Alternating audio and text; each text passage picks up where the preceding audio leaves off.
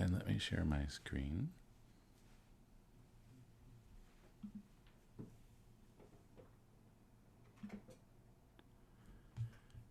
And I also pulled up the Duracell explanation, if you can see. Can you see this on my screen? Yes. And so this is a general explanation of absolute. We're really only talking about locative absolute here. We actually had earlier in a different reading the genitive briefly. And there's also even sometimes what's called a nominative. But the general idea of what an absolute construction is and why it's called absolute, which seems very strange, is that it stands alone from the main action of the sentence with its own set of action words. And so I guess that's sort of related to the word absolutive, which is a word, which is a participle which has an action independent of the main verb of the sentence. And so an absolute construction is a similar idea, which is an action that is happening independently of the main action. And so in the locative absolute, of course, we're finding things in the locative. And it says here in number 2, it may be often translated by when, while, and since. And so that implies when something is happening, something else is happening, or when this happens, that happens. So 2 independent actions. And we have here, he gives a couple of, or few examples. Tesu vivadantesu bodhisattva chintesi. So here is our locative plural pronoun of tongue. If you've ever wondered when you had to look at your table of pronouns, why would I ever need to know that in the locative? This is the reason, maybe, because it's used in the absolute construction. So vivadati has the sense, I believe, of an argument, to argue. And so we recognize the plural locative ending here as well. And so these 2 words would be our locative absolute. While they were arguing.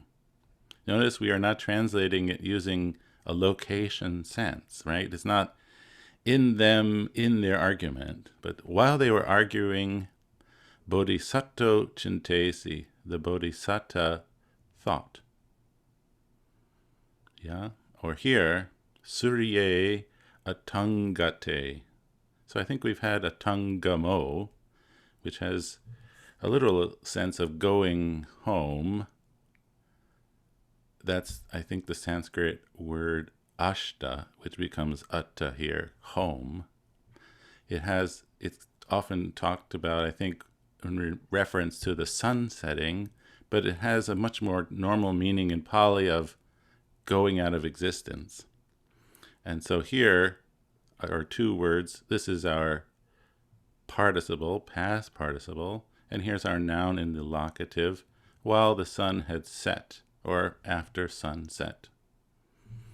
So that's what Duracell has to say. This is also important that the verb to be, ati, is used very often in the present participle, sati. So I think in our book, and I'll point this out in a second, it talks about it being a past participle, which is incorrect. It's a present participle. And when we have this participle, present participle sati, notice it's the exact same looking word as the word for mindfulness. This is a pitfall we could make, thinking that we're talking about mindfulness, but this is the verb to be in the present participle. So it is often translated as such being the case. Atte sati. if there being need, or evang sati, very common, such being the case, or when there is this, payoge sati, when there is this occasion. So that is some idea about the locative absolute in Duracell. I don't have a scan to show you for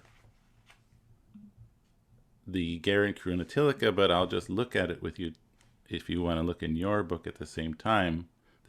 I'm on page 114, and very similarly explains to us that an absolute construction expresses an action which is prior to or simultaneous with that of the main verb, which has a different subject.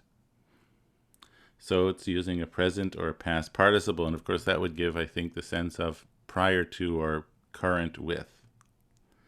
And it gives similar examples, and then underneath it says, this is, I think, a mistake. The past participle santa, it should be the present participle. And you can see here on my screen the dictionary entry for sunt.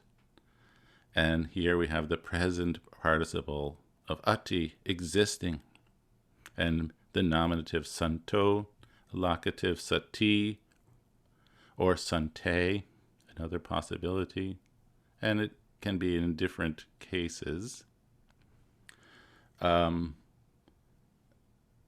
It's used, it says, in an impersonal construction.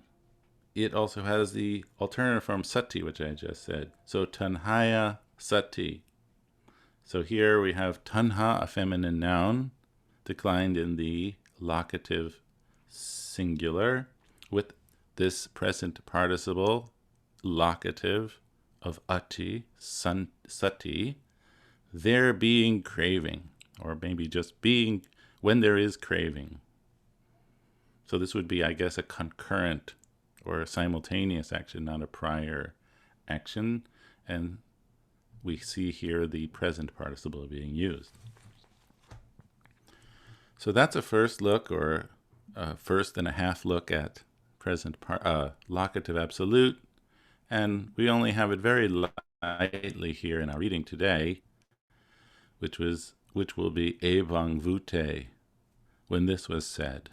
And this is sort of like, evam is, I think, indeclinable, so it's really only a one word, the participle in the locative. So maybe we'll review, this is, I think, where we were. Unless there's a question, if somebody has a question that's, I said something not quite clear about locative absolute so far. Otherwise, we can just go and review. Okay.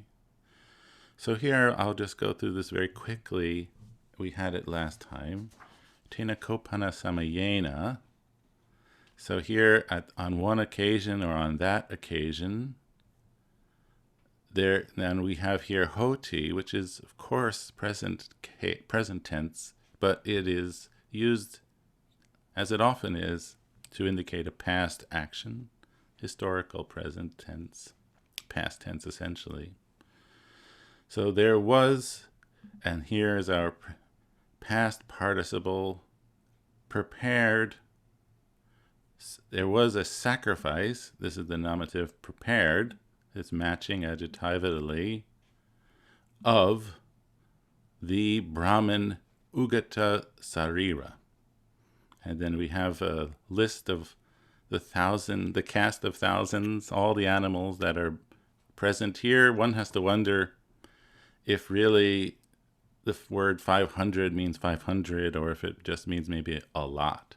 Not entirely clear. But what it says is pancha satani. So this is the word for 100. It exists in the neuter gender. And this is how it works in Pali. We have 5 bull hundreds.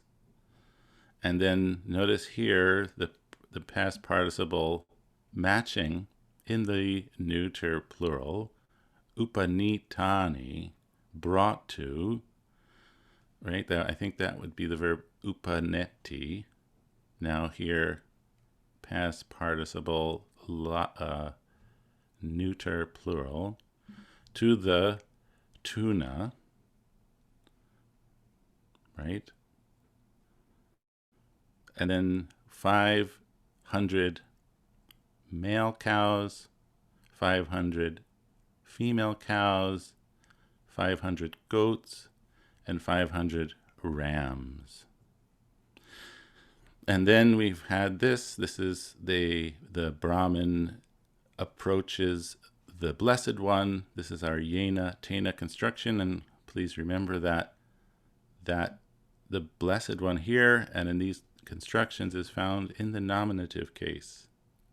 We might think it would be sort of the object of the verb to approach and be found in the accusative, but that's just not how this construction works. So they exchanged polite greetings and then seated to one side, ekamantang nisino, the Brahmin Ugata Sariro, etad avocha, our aorist, said this, and here is our accusative, Bhagavantang, to the Blessed One. And here I noticed, and I put this, I think, in the male, there's an alternate reading for this word, which basically seems to have the same sense. So the Sri Lankan and the Thai versions have a word with the aspirated D, adanang, as opposed to adanang. But I think both give the sense of setting, laying, or kindling. So here we have Bogotama, which is our polite vocative, perhaps Master Gotama or Honorable Gotama. And we have this passive construction, passive voice. Sutang me tung. Thus by me heard, or I have heard, that the kindling or the laying of the fire and the, how would we translate this? The putting of the setting up or the raising of the yupa, the stake, the post, is of great fruit and of great benefit, great advantage. And I noticed that Garan Tilaka talk about this kind of sandhi, maha plus anisangsa. So both maha ends in the long A, and anisangsa begins with a long A, and we are left with one long A, right? And so what does the Buddha do when he hears this? He basically just repeats back, yes, I heard that too. It's an interesting tactic, I think, of the Buddha. And so the Brahmin, maybe he seems perplexed. He doesn't quite catch the meaning here. What is he getting at? And so dutiyampi, this is our ordinal number, second. Again, for a second time, he says the same thing. And then tatiyangpi for the third time. And then the Buddha replies identically. And then, because they've had this exchange 3 times, the Brahmin replies with this phrase, a bit idiomatic, Taidang Bogotama, Samete Boto, Cheva Gotamasa Amhakangcha, Yadidang Sabena Sabang. So here, Taidang is tongue, I guess that would be tongue plus idang. So something like that, thus, or that this. It's a bit redundant, but we see this. But when tongue and idang come together, it's probably much easier to just say taidang instead of tongue idang. A bit rough. So this verb, sameti, is to agree. And so in a literal sense, it says something like, thus this, there is agreement And then of, and this is our genitive, the Honorable Gautama and of us. So he's referring to himself in the plural, amhakang, namely entirely, sabena sabang, all entirely, completely. But what it means in a more natural sense is that therefore the Honorable Gautama and I are in complete and total agreement. Okay. And then here we have our miniature locative, thus being said, or having said this, the Venerable Ananda said this to the Brahmin Ugatasarira. So at this point, the Venerable Ananda sort of steps in to kind of make sure that the Brahmin doesn't walk away with the wrong impression, right? That's sort of an act of compassion here. And so maybe somebody would like to continue from this point. Catherine? Okay. Nako Brahmana Tathagata Evam Puchitaba Sutang Metang Bo Gotama Sa Usapanang Mahapalang Hoti Mahanisam Sankti. Mm-hmm. So, O Brahmin, the Tathagata should not be asked, should not be questioned us. Right. And what case is Tathagata with this long A? Ablative, singular? No, Oh, I no, don't think plural, so. plural, sorry, I plural. think it's a nominative plural. It's the subject of the sentence. Tathagatas, which is interesting and maybe slightly odd, but it's a plural. Yeah, plural. Tathagatas should not be questioned thus, Brahman. And please go on. That means I have heard Master Gotama that putting up a fire and raising a sacrificial post is of great fruit and great benefit. Right. Good. Could you do the next sentence? Okay. Evam ko brahmana tata gata puchitaba. Ahang hi bante agim atatukamo yupang usape tukamo. Right. Ovadatubang bawang Well, bagawa bawang. I thought bante. yes, there's a variant here. I think the sense of it is the same. Ananda talking, isn't it?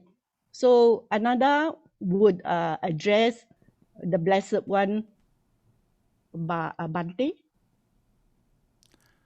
Yes. So what's happening here? So, of course, as the sentence you just said, the target, it says Tathagata should not be questioned thus, and then here, thus, the Tathagata should be questioned, right? Puchitaba ahang hi bante. So first of all, we have bante, Venerable Sir, I, and then can you explain for us this new kind of compound, adatu kamo? Adatu Kamo, Kamo is Kama. Is it? Adatu will be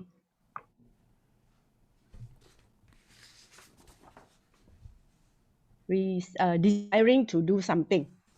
That means Right. the wish, the Kama, the desire to do something. Right. So here it's kama, the desire, but it's compounded with the infinitive. Infinitive. It's the infinitive, adatung. This is explained To take. in grammar point 9, and here usa petung.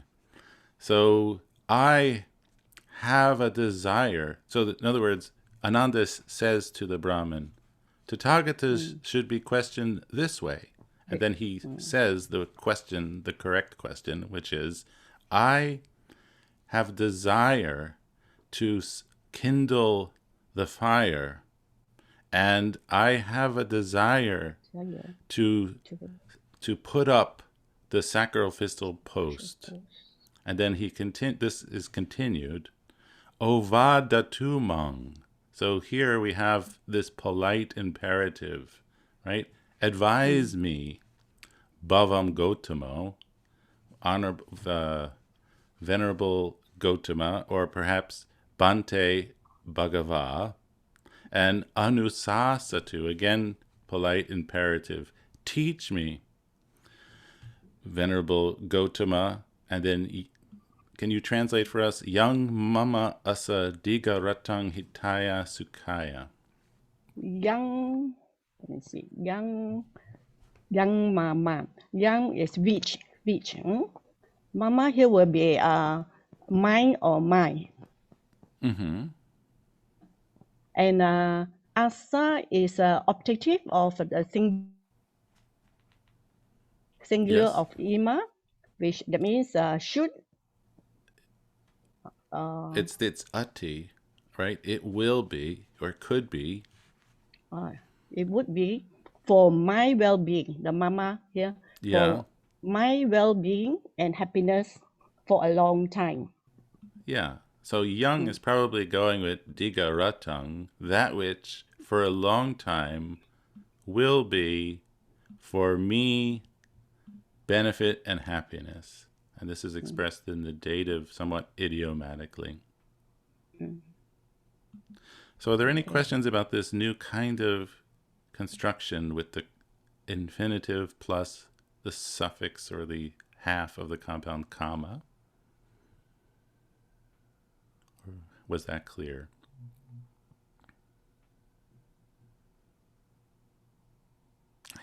I take it to be clear if no one is speaking up. And then, of course, this wasn't even the reading, but of course, what happens in the sutta is that then, after the Brahmin hears this advice or this instruction from Ananda, he goes to the Buddha and says the exact same thing. And so that's our first reading. I hope everything was quite clear. Yeah?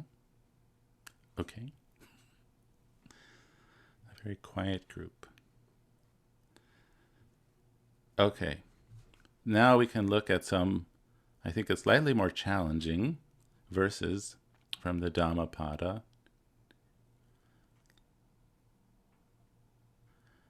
This is from the section on the chitta, the mind, perhaps. It's always a question how we translate chitta, because there are several words in Pali that express this concept. And I think these are in our shloka meter, which is similar to iambic in the West. So it should not seem like an exotic meter to us. It's easy to spot.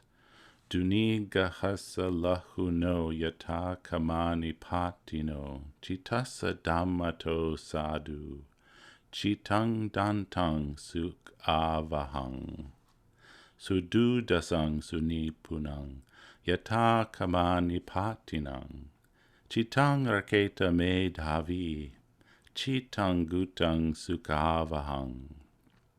So here, maybe I'll start the first one. And I would, in fact, start with the third line.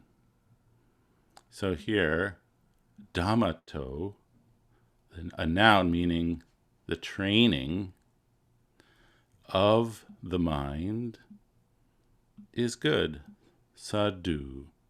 Then we have a series of adjectives, essentially, for the chitta, also found in the genitive. So here, this is du nigga plus asa, of course. So difficult dur, which becomes here smoothed out to dunigasaha, which would be bad plus this word to restrain. This is probably familiar if you know that our sound, which in Sanskrit is called the anusvara, is called in Pali the nigahita, right? That kind of closing down. So the mind is described as difficult to restrain. And it's also described as lahu, no. This is a genitive of that U ending group of nouns. It is light. And then we have this interesting compound, yata kama nipatino. So yata, where, kama, desires or likes, nipatino.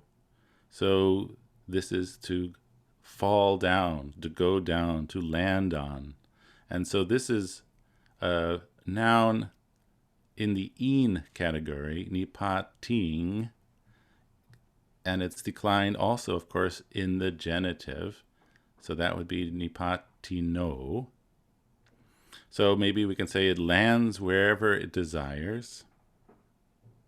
And then I would then go finally to the fourth verse. A tamed mind, sukhavahang, brings or goes to or leads to happiness. Yeah. Let me read for you Norman's translation just for reference. And I see here he's using thought for chitta, his choice. Good is the taming of thought, which is hard to grasp, light, alighting where it will. Tamed thought is the bringer of happiness. Is there anyone who would like to read their translation of 35? I will try, Stephen. Okay. The mind is difficult to restrain. It is light and falls wherever it wishes. Right. Good is the taming of the mind, for a tame mind brings happiness. Okay, good. Thank you. And just keep in mind, grammatically, we understand that this is not the subject, but this is all sort of an indirect case genitive. But I think your translation is fine. Huilin? Yeah. Yata kama nipatin, which can also be fall. It can also mean cling. So I put it as the mind is difficult to subdue, quick, and clings wherever it wishes. I've never heard that Good is definition the of... taming of. I'm sorry to interrupt. Please continue. Yeah, sorry. Yes. Yeah, sorry. And good is the taming of the mind. A tame mind brings happiness. So yeah, you have it as fall wherever it wants to, but I've never heard that cling. definition of nipatati, to cling to, because the verb would be patati, Fell, yeah, it's to fall down. the past tense of nipati, nipatati. It's okay. But you've seen Just checking. you've seen instances of nipatati to cling to in the suttas. You've seen this being used that way. Yes. Okay. It's all right. I'll check it again. I would be interested to see that. Maybe you can email me some places where that is used in that context. Okay. Sarah, could you read yours? Okay, I did it literally. I didn't start with the restraint of the mind, but difficult to control, light, falling upon whatever it desires. The restraint of the mind is good. A tamed mind brings happiness. So It's not really literal because there's a kind of a parenthetical genitive there. in the first line. Yeah. But also I was thinking the quality of this, the mind, where thoughts falling upon something is a lot like seizing or clinging. I mean, so it might be just a extrapolation from that idea, because you're not just landing lightly. I think the purpose is to Right. seize or appropriate. There's a desire quality there. So Yeah, but I Yeah. think also to me at least, the sense of it is that it goes wherever it wants, that there's a lack of control. right. It's just kind of crashing down somewhere, and we didn't really want it to go that way, but it's just doing this, the Literally, untamed mind. Truer words were never spoken in this verse. Yeah. Right. We all read this verse and say, yeah, exactly, I know. Okay. Lisa, can you read and translate 36? Okay. Sudu dasang suni punang yata kamani patinang chitang raketa medavi chitang gutang sukha vahang. So exceedingly difficult to see from dasati, sudu dasang, and then very subtle. Mm-hmm. That which falls wherever it wishes. A wise one should guard his mind. A guarded mind brings happiness. Very nice. Thank you. So here we have our subject, the Medavin, in the nominative, the wise one, as you said. And then, Lisa, can you tell us, by the way, this is a little obscure, what kind of verb is raketa? Raketa, it's optative, third person singular. So I have should guard. Yeah, it's a middle voice. I think we haven't had this in the book yet, but it's optative third person middle voice. It's not active voice. So one should guard oneself. It kind of reflects back that middle voice quality. We see this middle voice mostly in poetry. It doesn't really come up very much in the prose suttas. But yes, you have it exactly right. The wise one, a wise one should guard or should protect. And then notice here, it's different from the first one because here the object of the verb is the accusative, and then these first three words are now found in the accusative. Yep. Good. Thank you. Sorry, Stephen. Yes. Raketa, when you say is a middle voice, Yes. does it mean it's reflective? It kind of, yes. Right. Okay. We haven't had it yet. I know it's, let me see if I could find you the page. It's on page 154.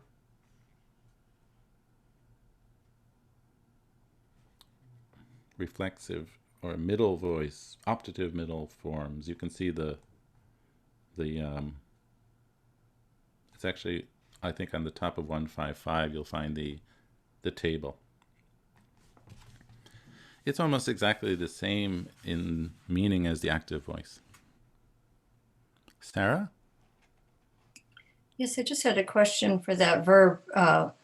If you saw in like the second person imperative, I think second person plural imperative, it would be like rakata, instead of an E. Like, how would you differentiate between middle voice and imperative? Well, I would know that it can't be second person because The context, right? Because the Yeah. subject is the Medavin, Right. he. So I can't think it would be a you, But second person. when encountering it, would it be identical, or would would the E change to an A for the imperative? Or I think second person imperative would probably look the same. I'm exactly not the entirely sure. Same, yeah, that's what I was wondering. I think it might be. I would have to double check that. But because we're this isn't in context, it has to be third person has to be middle voice then. Yeah. I mean, we always really see these in context. I mean, Right. it would be very hard to just give you one word and tell me what the meaning is. Well, does it ever switch voices? I mean, have you ever seen a case where it would be like, one should do XYZ, you better do this? Does it ever Oh. switch, or? Maybe, I don't know. But okay. as I said, that we tend to see these middle voice forms in poetry. That's where they tend. And so when we're translating Dhammapada, we can think, oh, this must be middle voice. We probably would not see that in the suttas. Okay, thank you. May I say something? Yes, who is this? Cora, I don't know if I appear like Cora, because sometimes I appear like Adela. It's my daughter. Okay. It's a middle voice in Sanskrit. It can be used as, when you translate, obviously, for your own benefit, Right. or for his, for talking about the sense. No? Yes, exactly right. And so that's why I translated, the wise one should guard himself for his benefit. Yes, quite so. Thanks. Sure. Okay, maybe we can go on. Maybe Fiakra, can you read Yes, and great, translate yeah. 38? 38, okay. So, big long compound. Anavatitachitasa saddamang avijanato pariplavapasadasa panyana paripurati. Mm-hmm. Okay, so the one of unsettled mind who does not know the true Dhamma, the one with wavering mind, his wisdom he shall not perfect his wisdom. So all of those are genitives which I think are dependent on panya, on wisdom. So it's like the wisdom will not be perfected of the one who has unsettled mind, does not understand the true Dhamma, and has wavering mind. Is that right? I think so. Yeah, I would definitely start my translation with this word panya as a feminine nominative, the subject, the wisdom, and then these genitives would be of, one, and then here pariplava. So pariplava means wavering, fluctuating, and pasada has the sense of purity or clarity. And so the wisdom of one with wavering purity, and then here anavatita chitasa. How did you translate that one? Fiakra? Sorry, I think I'm breaking up here. I think it's an issue with my internet connection. Oh, Sorry okay. about that. Well, I'll just go on then. Mhm. So this is a negated and then avatita would be steady. This is related to the verb titati, that Sanskrit root da, to stand. So the mind not steady. And then here, avijanato would be the present participle avijanati. In, of course, the genitive as well. So this would be, I think, vijananto, the nominative, and then in the genitive, vijanato. So one not understanding, of one not understanding sadhamang, the true Dhamma. And so the one with wisdom like this, na paripurati, is not complete, or the wisdom is not perfected. Let me read you Norman's translation. The wisdom of one whose thought is unsteady, who does not know the true doctrine, whose serenity of mind is troubled, is not perfected. Did anyone else have something different they'd like to share?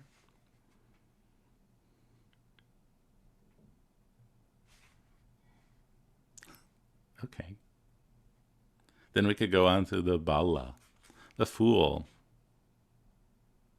Huilin, you have a question or a comment? Yeah, back to where you asked me where I found that word kamar nipato. Let me see. Yeah. It's actually by GNK. I found it in his translation. Okay. His translation, you mean in the glossary? Yes. Okay. But I would like to And see a kind of a contextual reference. But I'm not saying you're wrong. I haven't okay. really seen it that way. All right. No problem. Okay. 64. Maybe, Diane, we haven't heard from you yet today. Okay. Yava Jivampi Che Balo Panditam Payurupasati Nisodaman Vijanati Dabi Suparasam Yata. Yes, one of my favorite. And I just love, my favorite part is that the word for soup is Supa in Pali. How is that possible? I don't know. Anyway, please continue. So this is about a fool. So Yava Jivampi Che Balo. Che is the if, Balo is the fool. So if a fool, Payurupasati associates Panditang with a wise person, and the Yava Jivampi is like as long as life, or as long as that fool lives. Right. So Nusodaman Vijanati, Vijanati, he does not know, or he does not understand the Dhamma. And then Yata, just as, or like a dabi, a wooden spoon, and the Supa rasang is like soup flavor, but it's implied, I guess he doesn't know the soup flavor, just as he doesn't know the Dhamma. Right, just like the spoon doesn't, the No, spoon yes, itself doesn't know the flavor of soup. right.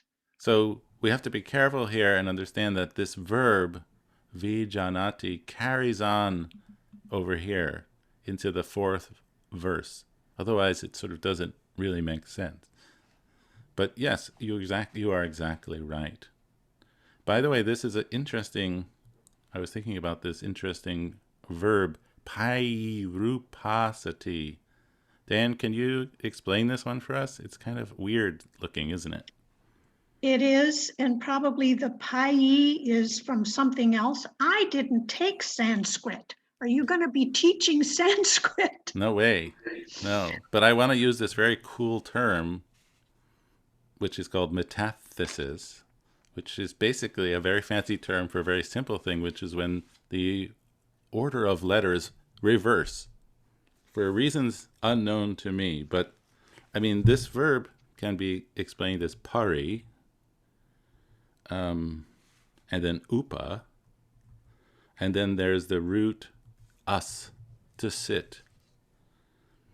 And this is sort of becomes to look very similar to the word upasaka or upasika, which would be literally one who's sitting close by. Of course, we know that has the literal sense of a lay follower. So pari, and then this kind of consonant to stick things together, and then upasati. So here, this is how we would maybe analyze this verb, pari upasati. But look what's happening here. The Y is moving over here. And then there's this I over here. And so things kind of, for some reason that I don't really know why, but I know that they do, they move around. And so that's why we have this kind of strange looking verb. But it's really pari, upa, and us. Us. And you have to slide the pai together as almost one syllable instead of two to make the meter work. That's right. Good point. Okay, so that's this. Interesting. One of my favorites. Stephen, Yes. the upasati itself is a serve. Is a what? Serve. Serve. You serve the monk or serve the Buddha, serve. Serve. Well, attends to or serve. or maybe it's, well, literally, as I said, with the verb as, it has the sense of to sit. Sit. So near, maybe near we can say it upa. associates with. Associate, okay, associate. I guess serve could be an extended meaning, but I think the literal meaning is that one is close by to. The upper is near. Upa is near, right? Okay. Associating closely with. Okay, thank you. So the idea is that even if the fool is associating with a wise person, is around, is being with a wise person for his whole life, if he doesn't understand the Dhamma, it's just like a spoon which doesn't understand the flavor of the soup, because a spoon has no understanding of anything. A spoon has no consciousness, right? Okay. Who would like to do 65, similar?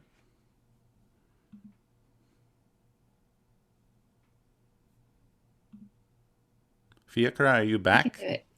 Oh, Yes, I'm Lisa? back. I can give it a go. Yeah, thank you. Lisa, we'll have you for the next one. I'm sorry. Okay. Yeah. Okay.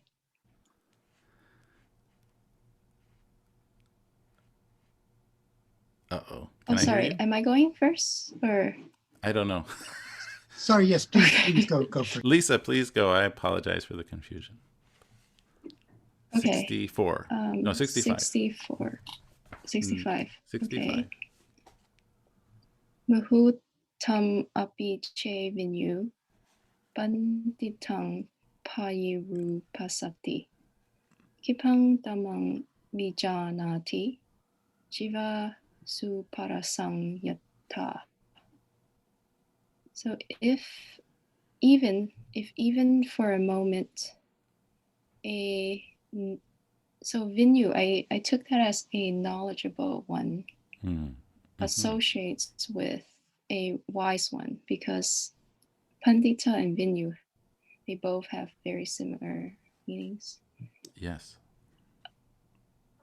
And then he quickly knows the doctrine, just as the tongue, the soup's taste. Just like the tongue knows the taste of the soup? Is that what you said? That you dropped out? Oh, just as the tongue, and then I just put a comma, and then the soup's taste. Ah, okay. Yes. Right. And the verb is, of course, implied, but that's fine. Yes, implied, yeah. And I liked how you translated mutang api che. How did you translate this first line of the verse? Even if, right? Yeah. If Yeah. even for a moment. If even for a moment. Yeah, that's very good. So api would be the full form of P. So here it wouldn't fit, I guess, with the meter.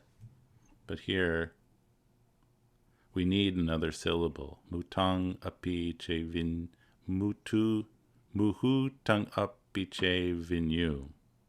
But here yava jivang piche balo. But yes, very nice. Thank you. Okay, Fiacra, can we do Great, thank now you. 67? 67. Okay. Na tang kamang katang sadhu yang katva anutapati yasa asamuko rodhang vipakang sevati. Okay, so that deed is not well done, which, when done, the one laments, or Yes. the Anutapati, regrets or laments. one regrets. Yeah. So whose tearful mouth is crying, and then faces the results or the consequences. Well, where's the faces? And what's Faces. the mouthful? Pati sevati is Pati sevati not? Oh, I see, because my confusion was I'm taking asumuko as tearful faced. Tearful face. Not really tearful mouth. Tearful mouth, yes. Tearful mouth is the, so yeah, that's the literal, yeah. Mm-hmm. So read for me one more time your whole English translation. So that deed is not well done, that one regrets, with tearful face crying, faces the consequences. Okay. Yeah. Yeah. So here, the subject is kamang, is a neuter nominative, a tongue kamang, that action, that deed, that action, it done, right? This is our past participle. Yeah. Na sadu, is not good. Not well done. And then here, young is that kind of more adverbial kind of young. When, having done it, one is regretful, or one is regretting it. Sure. But that's a different subject to the previous clause. Would that be right? Because kamang couldn't be the subject of katva. Is that right? I think it is. It's referring to the deed. The point is, katva sounds active, doesn't it? Well, it's katva is the absolutive, I think. Katva, okay. having done. The gerund, yeah. Okay, so gerund can be passive as well, which having been done. Yeah, so the deed which is done is not good when, having done it, one regrets it. Mm-hmm.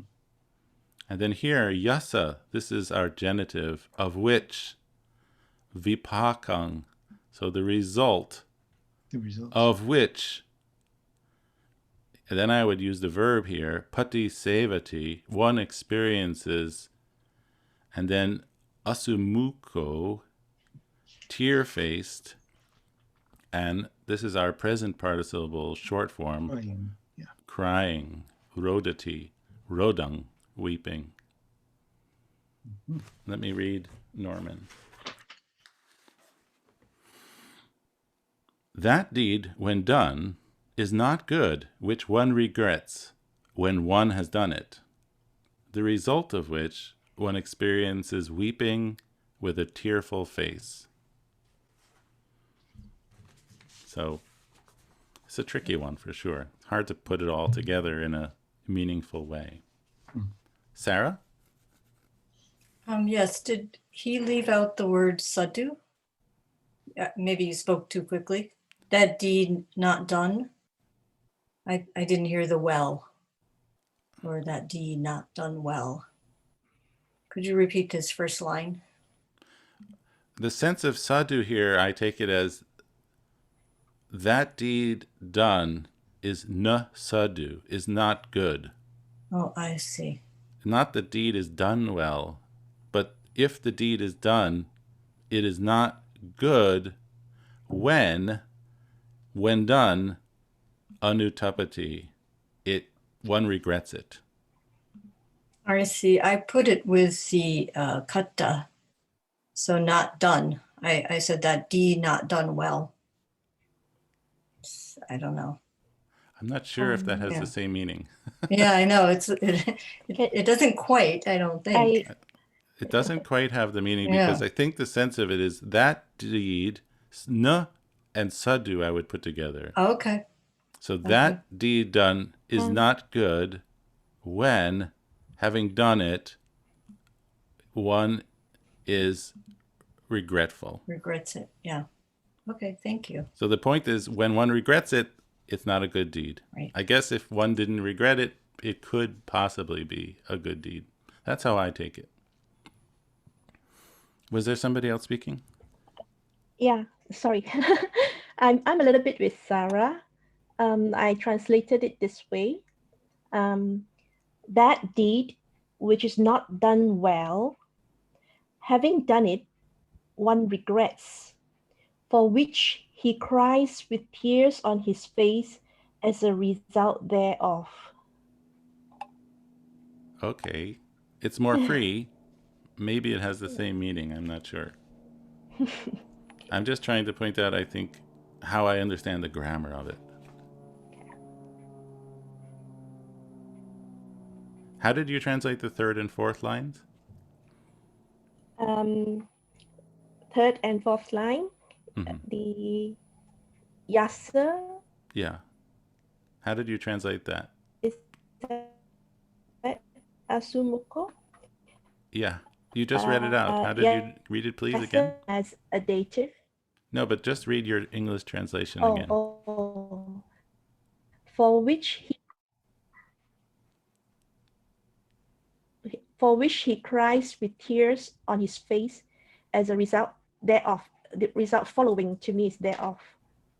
Yeah, but just understand that asumuko and rodang are functioning adjectively. And the subject is in here. One experiences. And how is one experiencing this? Asumuko. This is really a bahu bihi compound. This is referring externally to the subject in here. He regrets it, or he experiences the result. And how does he experience the result? He experiences it asumuko, with a tearful face and crying, because this present participle is also an adjective. Do you see that?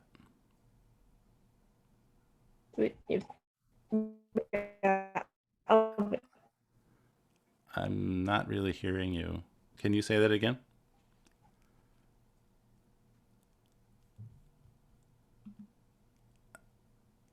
I'm afraid you've broken up. I can't hear you at all now. Maybe it will come back in a moment.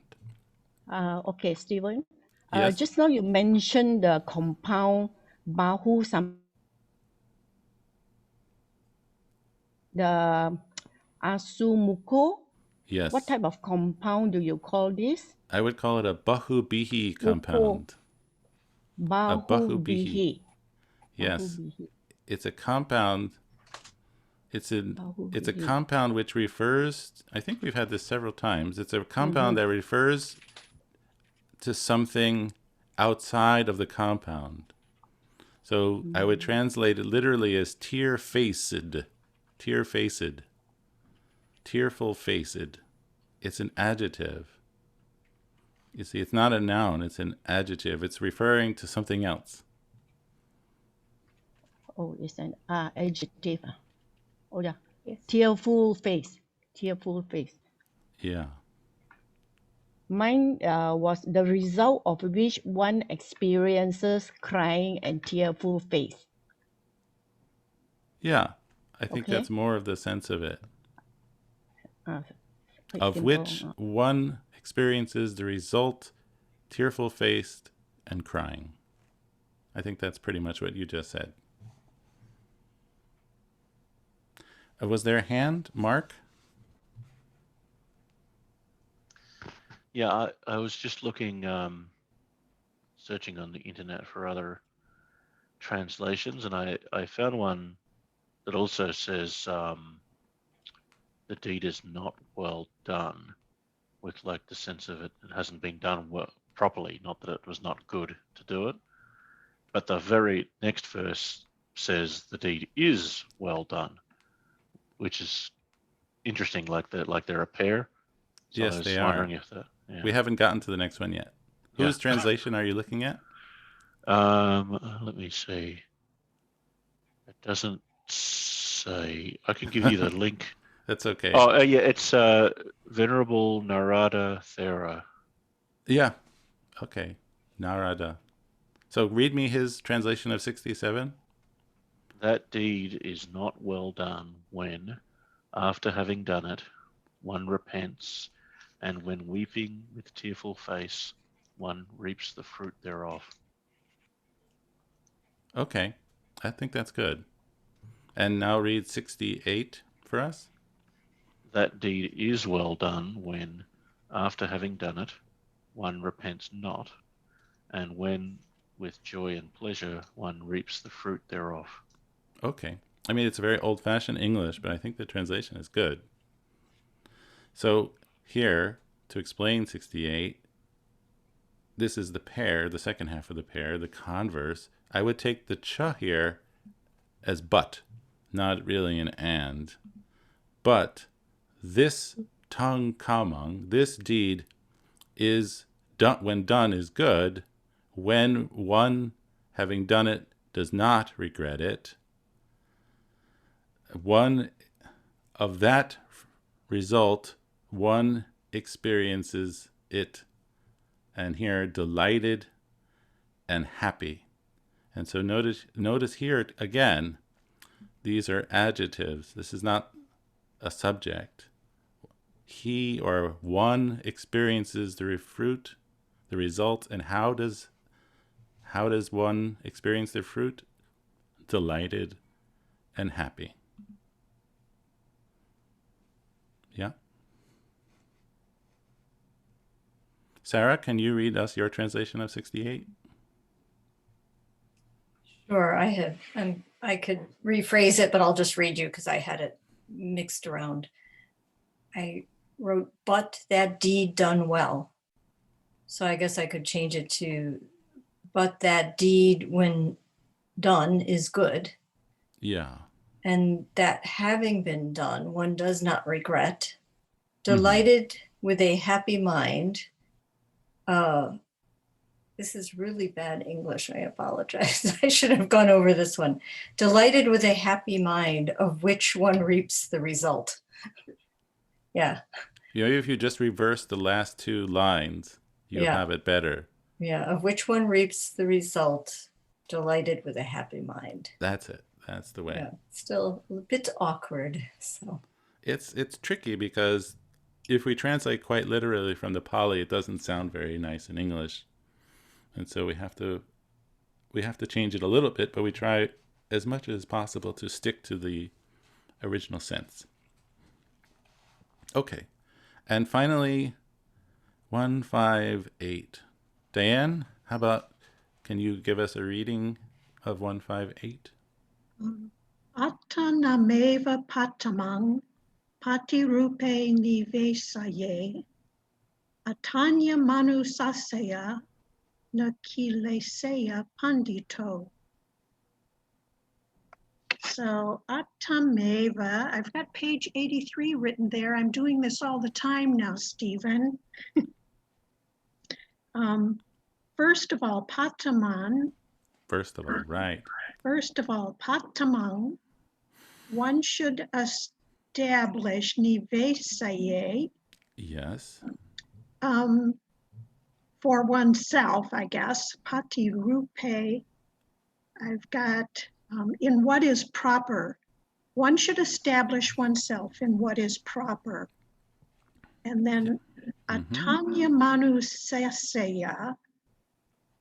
The anusasaya is from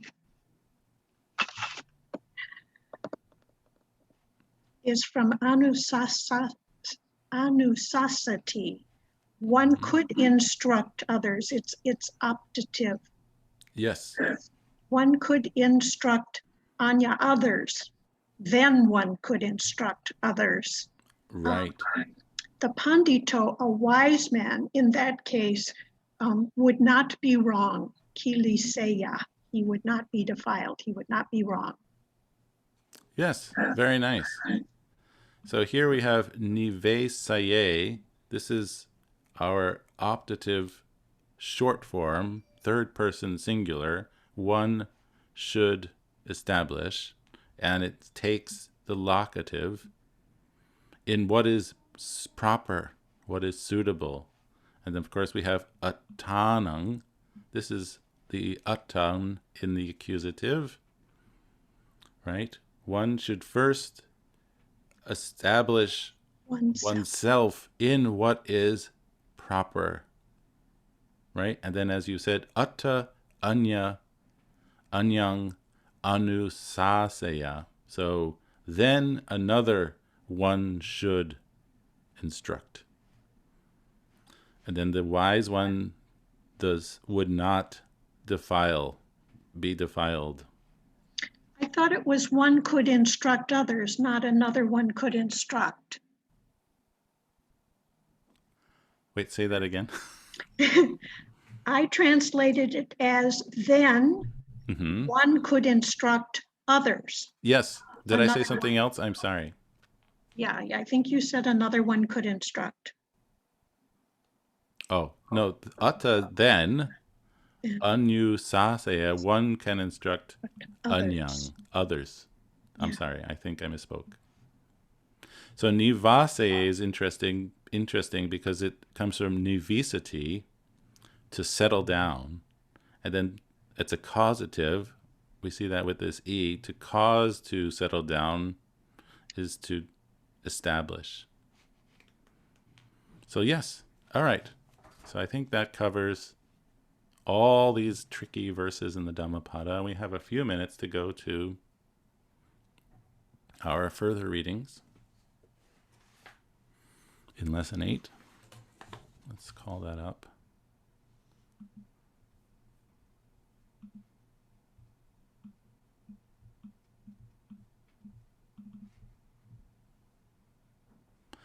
Okay.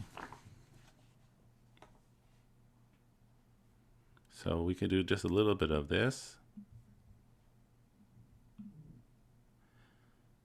And so this is, again, Anguttara Nikaya, Book of Fives. So this is the General Siha Sutta. Right? And so here, Ekam Samayang Bhagava Vesalayang Viharati Mahavane Kuttagara Salayang. So this is our accusative of time. On one occasion, on that occasion, the Blessed One was dwelling. Again, notice that this is a present tense, viharati, but we are certainly referring to something that has happened in the past. And so we would translate was living, was dwelling at Vesali. And it's also described with these two locatives, Mahavane, in the great wood, in the great forest, and then this interesting word, Kuttagara Sala. So this is, the word Sala is a hall. It's a feminine, long A noun. It's the locative, and so it takes this Salayang, this ending, to make it locative, and I think this is sometimes translated as the hall with the peaked roof. Yeah. Attako siho senapati yena bhagava tain upasankami. Then Siha, the general, or General Siha, and once again yena tena, bhagava in the nominative, he came up to the Blessed One, and now we have our absolutive, having come up, having approached the Blessed One, here now in the accusative, having, and here another absolutive, having exchanged greetings, and we have our aorist form of nisidati, he sat down, ekam antang. He sat down to one side. Ekam antang nisino, here the verb now in the past participle, seated, ekang antang, seated to one side, siho senapati, Siha, the general, or General Siha, etad avocha, said this aorist, Bhagavantang, to the Blessed One. Sakhanuko bante Bhagava, sanditikang dana palang panyapetung. So here, Sakha nuko, is it possible? Right? Is it possible? And then we have this sort of double address. Venerable Sir, Bhagava, to, and then we have here, we can go to our verb, which is in the infinitive. So this is the causative form of pajanati, to know. So to cause, to know, or to make known. So it's in the infinitive, to make known. And here, dana palang, the fruit of generosity, or the fruit of giving, sandittikang, directly visible, or maybe just visible. So he says again, is it possible, Venerable Sir, Bhagava, to make known, or the fruit of giving directly visible? That's a little awkward. And then maybe we'll continue. I just want to look at Venerable Bodhi's translation to tell you something that sounds a little more like real English.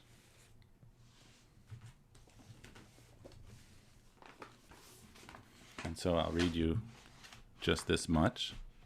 On one occasion, the Blessed One was dwelling at Vesali in the hall with the peaked roof in the great wood.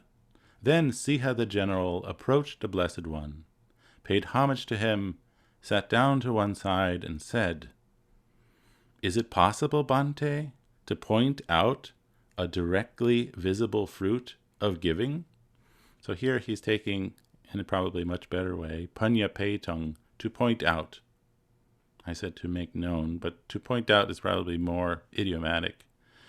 To point out a directly visible fruit of giving.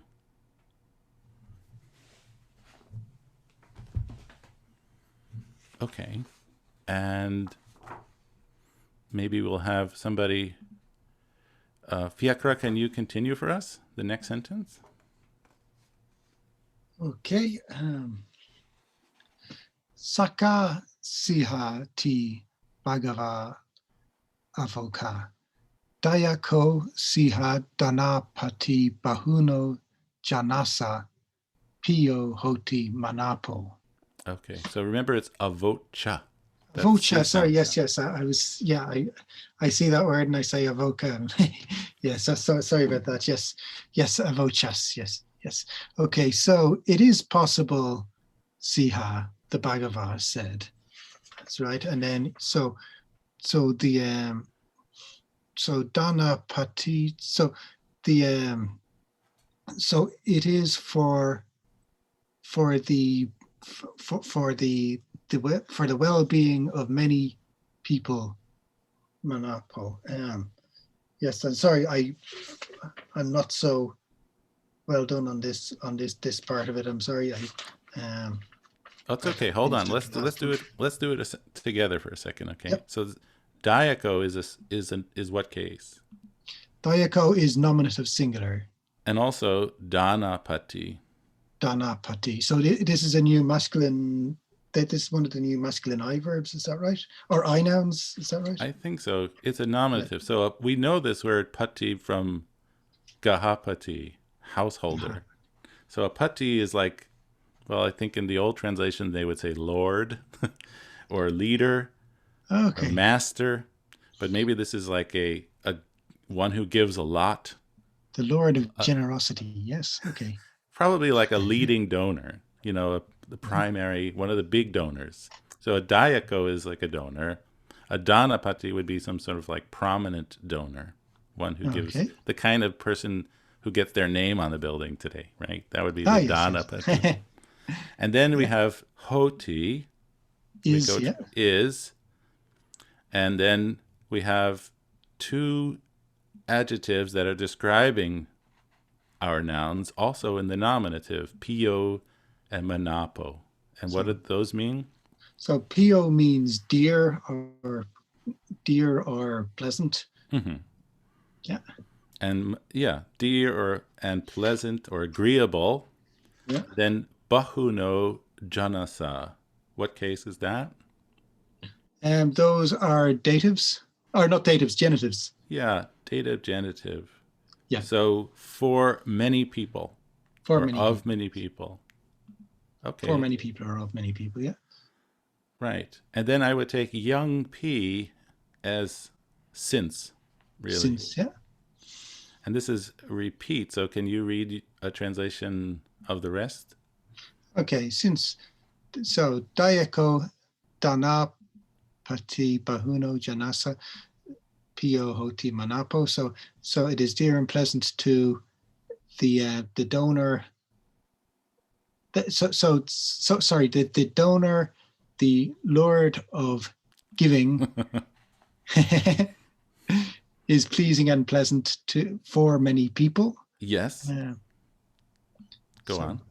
So this idang pi sanditi kang, this is obvious. This is the obvious or the visible dana palang, the fruit of giving, the visible fruit of giving. Yes. Right. And so this P, which is to or also, is really Also. not working for us in English because there's a list coming. And so we have this list and that P is sort of reflected back, sort of like how we have cha, which doesn't work for us in English, but we have it. It's the way Pali works. Mm-hmm. So the P is sort of telling us here that we're going to have a list. This is not the only way. Okay. Okay, you got it? That was good. Yeah, great, thanks. Okay, Lisa, would you mind doing the next one? Okay. Is it the Puna? Yes. Okay. Puna cha parang siha dayakam dana pating santo sapurisa bhajanti yampi siha dayakam dana pating santo sapurisa bhajanti idam pi sandittikam dana palam. Mm-hmm. So, and moreover, siha. So I took sapurisa as well-intentioned people. And I have to admit I was confused by this. I kind of got stuck on this. And I didn't realize, because I took this at first to be a nominative. But then I realized, looking at page 84 in our book, that santo can function as plural too. And so if you want to see that, you can see that as a good person, santo, it tells us how it's historically the present participle of ati, and we kind of had that earlier in our discussion about the locative absolute, but here it has nothing really anymore to do with being, except that it has this sense of a good person, being a good person. A good person, it's a noun. And we see here that santo somehow also functions as a plural. So that was very confusing to me. So tell me again how you translated this. yeah, so well-intentioned people. I wasn't sure how to translate bhajanti. I just took it as associate with. So, yeah, I think I wrote keeps companionship with. I think associates is fine too. Let's see how Venerable Bodhi translates. Resorts to. Good persons resort to a donor. I'm not sure if I love that either. It sounds like a spa to me, a resort. A good persons resort to a donor, a munificent giver. So he's taking dana pati as a munificent giver. Okay, so associate with a giver, I took a liberal donor. Okay. Since well-intentioned people associate with a giver, a liberal donor, This is the visible fruit of giving. Okay, good. Okay, I wonder if we should end there, because we have a lot coming up, and we're close to the end, and I'm not sure if people got this far in their work. Unless there's somebody who would like to volunteer to read the next sentence, because they're so excited to. Otherwise, we can maybe pause for the day. I have a question, Stephen. Please. The Santo and Sapurisa, actually they have the same meaning, right? Because Yes, Sapurisa, the sub can be good also. Actually, same meaning, different way of putting it. exactly. It's a little Okay. strange, but it's Yeah. like the same thing. Same. Yeah. Thank you. Sarah? Just a quick question. Sorry, there's noise out with they're trying to get rid of the snow for some reason. But why wouldn't Santo just go with Dayakan Danapati and just make it a good master of giving, or whatever Pierre could call them, a good generous donor? Well, Why does it have to go with Sapurisa? Well, they are in different cases, right? So Dayakang and Danapating here, as opposed to the prior sentence, Dayako Danapati. In the prior sentence, in the first sentence, Dayako, It's accusative. it's accusative, Ding. but Santo Okay. is nominative, and Yes, yes. Sapurisa is also nominative. They're both Yep. nominative plural. Yeah, no, that was my mistake. I knew it was accusative, but I was thinking of the prior sentence. So yeah. Okay, gotcha. Thank you. Okay, I'm glad that clears that up. Okay, then maybe we'll stop for today, unless there are any final questions, and we'll continue with this reading next week, and we'll move on. All right. Well, thank you all very much. Thank you. Appreciate your attention and hard work very much. Thank you, Thank Stephen. you for your Thank great you, Stephen. teaching. Thank you. Okay. Thank you, Very everyone. much. Have a great week. You too. Bye. Good.